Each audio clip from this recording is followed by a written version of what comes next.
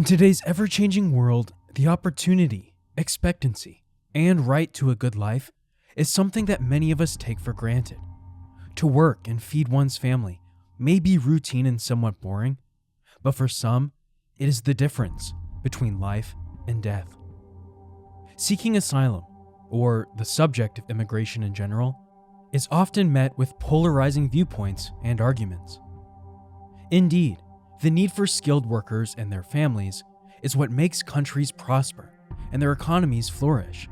However, there are hundreds of people whose lives are dependent on simply reaching a safe haven, despite the racism, aggressiveness, and harsh conditions they may have to endure.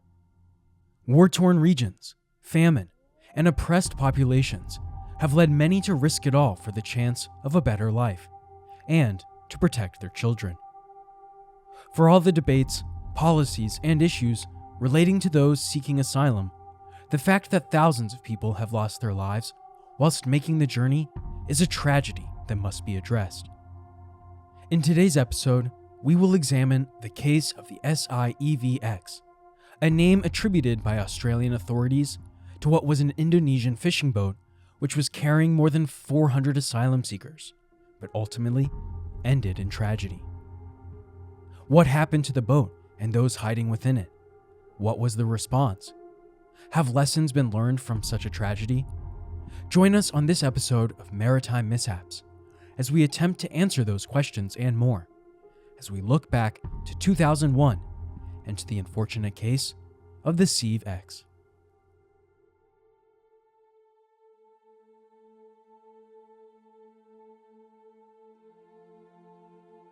As with any investigative report, one must go back to the beginning and understand where things originated, as well as noting a few facts and figures from the outset.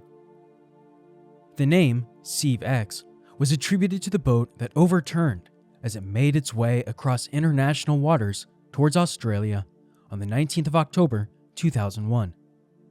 SIEV is an acronym for Suspected Irregular Entry Vessel, which is used by maritime observatory authorities for boats which enter Australian waters without permission.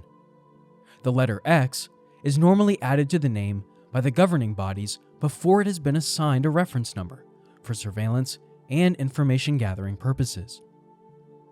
As mentioned, the horrifying disaster led to the deaths of 353 human beings attempting to seek asylum in the prosperous regions of the land down under.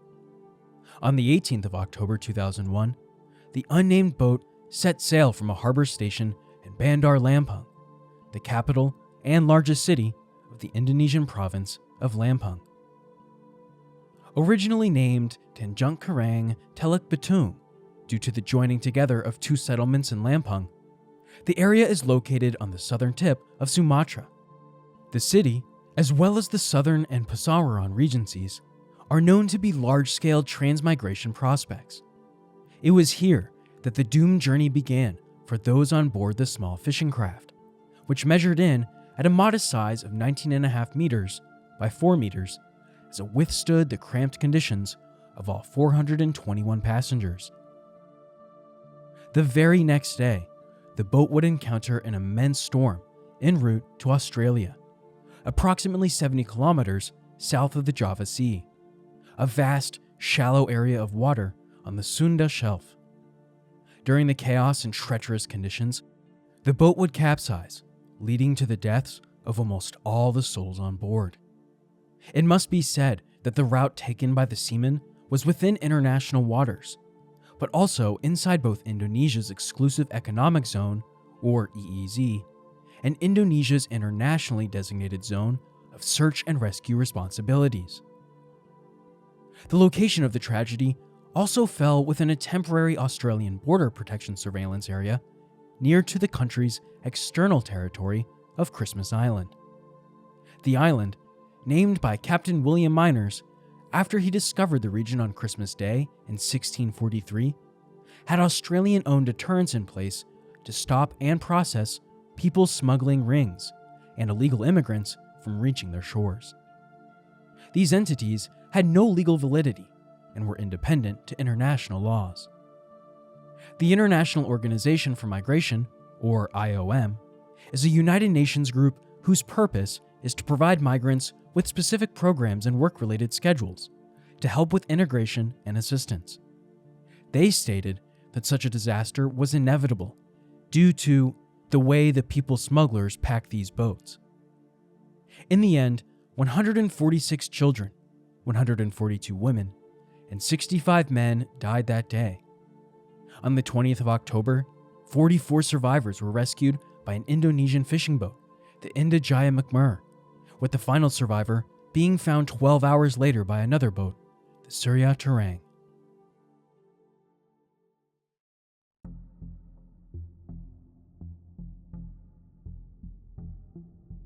As mentioned, the subject of illegal immigration, asylum seekers, and human trafficking is a major talking point amongst the general population, both positive but mainly negative.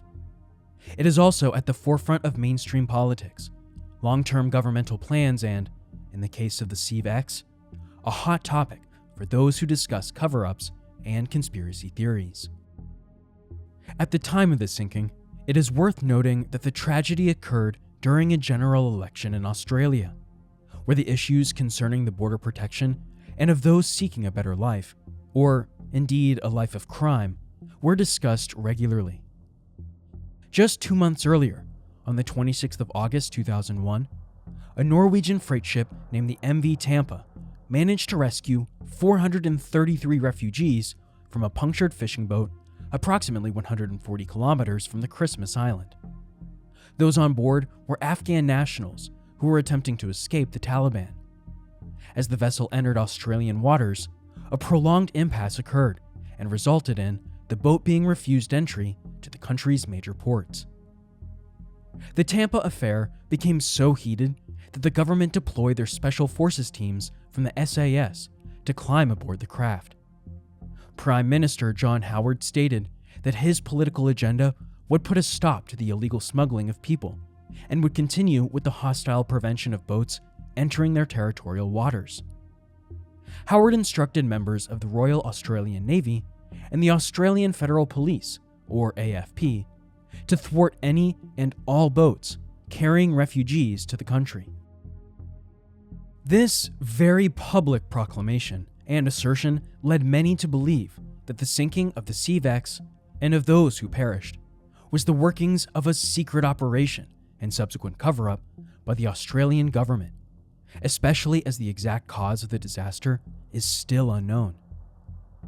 Of the 45 people who survived that day, Amal Basri made a bold claim, which got people talking.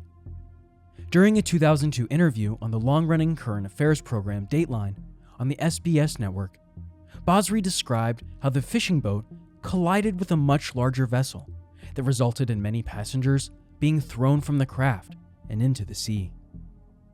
Discussing the 19-meter-long, military-styled boat that struck them, she stated that it was like the doors of hell opening onto us, the moment everyone was screaming. In a moment, I saw many dead bodies floating.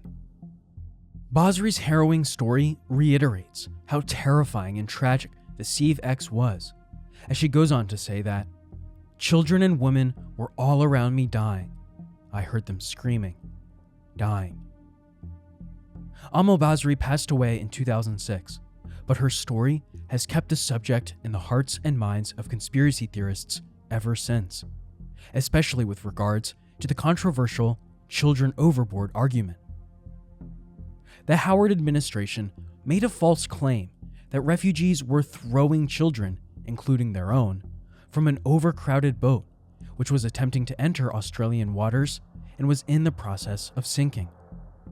The purpose of the claim was to vilify and paint a threatening picture of those seeking asylum, and thus bolster their policy and strengthen their position on immigration.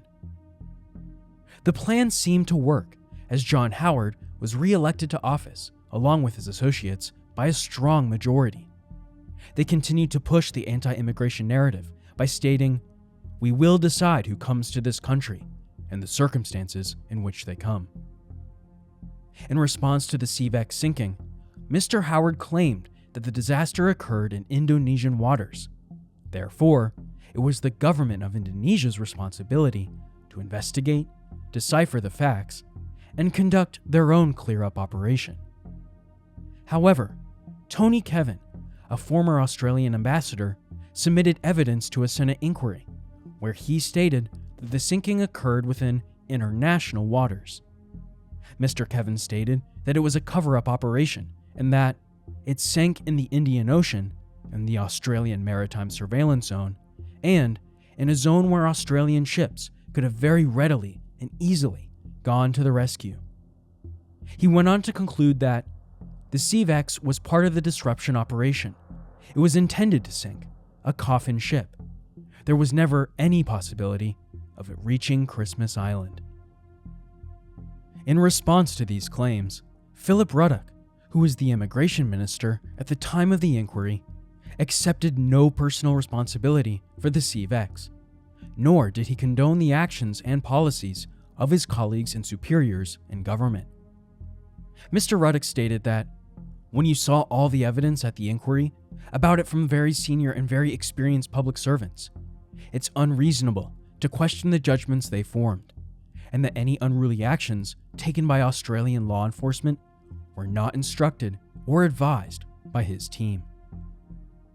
Despite the growing pressure from international entities and criticism from members of the public and charitable organizations, Mr. Ruddock went as far as to claim, just 24 hours after the event, that, quote, "This tragedy may have an upside in the sense that some people will see the dangers that are inherent in it," end quote. The outcome of the Senate inquiry was declared in October of 2002, its conclusion being that it is extraordinary. A major human disaster could occur in the vicinity of intensive Australian operations, and yet remain undetected until 3 days after the event, without any concern being raised within intelligence and decision-making circles. So, does this mean that no one was ever convicted or held responsible for the deaths of those men, women, and children? Not necessarily. In 2006, Abu Qasi, a prominent Egyptian people smuggler, was sent to prison along with his co-conspirator, Khalid Doad, for 5 years in Brisbane, the capital city of Queensland.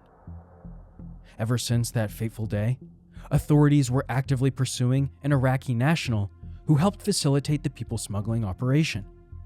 Maytham Radi was eventually captured and sentenced to 7 years in prison. He has already served 5 of these and will be immediately eligible for parole. Initial court proceedings stated that Radi, though not considered to be the ringleader, was actively involved as a facilitator in the scheme and worked alongside Qasi during the events. His main roles were to assist with the organization of money transfers, local transportation, and sourcing accommodation for illegal immigrants and asylum seekers, all of which offered a substantial financial reward. Crown Prosecutor Chris Shanahan stated at the time that, quote, "His involvement was consistent, sustained, and was hands-on," end quote. His defense lawyer, Mark McCarthy, countered the accusations by telling the court that his client, then 46 years old, showed, quote, "no express intention," end quote, to declare that Australia was an easy country to enter, and that he could assist with the desperate pleas of those on board the fishing boats. McCarthy stated that the things that he did, whichever of them you agree upon, made no difference at all, and thus Radi pleaded not guilty to 1 count of organizing the entry of groups of non-citizens into Australia. Unfortunately for the Iraqi, the courts did not see things his way, and he was found guilty and ordered to spend the aforementioned time period behind bars. Upon his release, Radi is likely to be deported to New Zealand, where he has been granted refugee status in 2008. As those involved were eventually found guilty for organizing such a crooked, insensitive people smuggling network, the fact of the matter was that 353 people had still lost their lives, and so memorials were discussed and generated to remember those who died that day. In Canberra, Steve Bippolf had been working with the Uniting Church to erect a monument on their behalf. In September 2006, a temporary memorial designed by Mitchell Donaldson of Queensland Hillbrook Anglican School, was set up at Weston Park. The design included 353 white poles, all of which were put together and designed by school children, members of the church, as well as charity and community groups all across Australia. The Howard administration attempted to stop the memorial from being constructed, with the National Capital Authority claiming that it was not an approved structure. Luckily, a permanent memorial was commissioned and produced in October 2007. Another memorial was constructed in the prescient of the Administrator's House in Christmas Island, as well as another at the Manningham Uniting Church in Templestowe, Melbourne. No matter what one believes, whether it be political, social, patriotic, or humanitarian in nature, one thing is for sure. We are all in this little planet together, and so we must look beyond certain attributes or characteristics of those wishing for a better life, or to those fleeing war-torn regions in search of safety for themselves and, most often, the lives of their children. It is easy to reject change, to point the finger at certain people when things seem a little different from the norm. However, as was the case with the SIEV X, perhaps the biggest threat to the people of Australia was not those desperate souls who died, but the politicians who undoubtedly had a part to play in such a tragic event. No one deserves to die in such circumstances. Surely everyone would agree. In a world that has gone mad, is it too much to ask for a safe zone for one's family to reside? Are there any left? As we end today's video, and to gain a better understanding of why so many people died that day in 2001, we must ask ourselves the following question: what would you sacrifice for a better life?